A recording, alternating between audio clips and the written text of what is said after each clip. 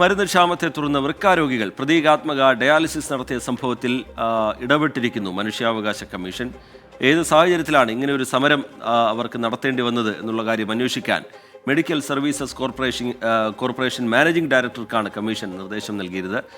നേരത്തെ തന്നെ 24 ഈ വിഷയം വാർത്തയാക്കിയിരുന്നു. അതിന് പിന്നാലെയാണ് മനുഷ്യാവകാശ കമ്മീഷന്റെ ഇടപെടൽ ഉണ്ടായിരിക്കുന്നത്. 24 ഇമ്പാക്ട്.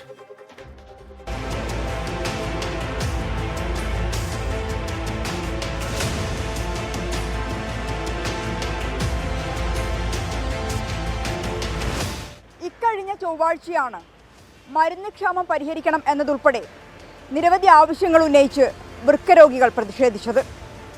കോഴിക്കോട് കളക്ടറേറ്റിന് മുന്നിൽ പ്രതീകാത്മക ഡയാലിസിസ് നടത്തിയായിരുന്നു ഈ പ്രതിഷേധ സമരം. ഡയാലിസിസ് ചെയ്യുന്ന രോഗികൾ, വൃക്ക മാറ്റിവെച്ചവർ, ഇവരുടെ കുടുംബങ്ങൾ എന്നിവരായിരുന്നു കോഴിക്കോട് കളക്ടറേറ്റിന് മുന്നിലെ സമരത്തിൽ പങ്കെടുത്തത്.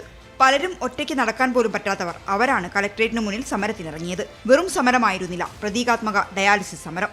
മെഡിക്കൽ കോളേജ് ആശുപത്രിയിൽ ഡയാലിസിസിനെത്തിയ രോഗികൾക്കും മരുന്ന് ലഭിച്ചില്ല. ഇനിയും വാങ്ങാണ്ട് മരുന്ന്.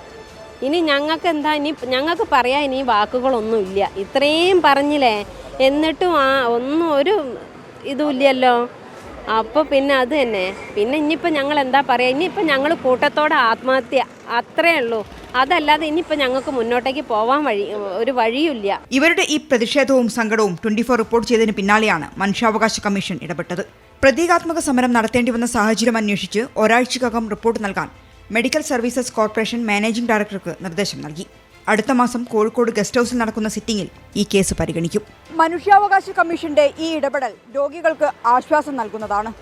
മരുന്ന് ലഭിക്കുന്നതിനൊപ്പം ഇവർക്ക് ലഭിക്കേണ്ട ചികിത്സാ ആനുകൂല്യങ്ങളും തടസ്സമില്ലാതെ ലഭിക്കണം. മിഥില ബാലൻ, 24 കോഴിക്കോട്.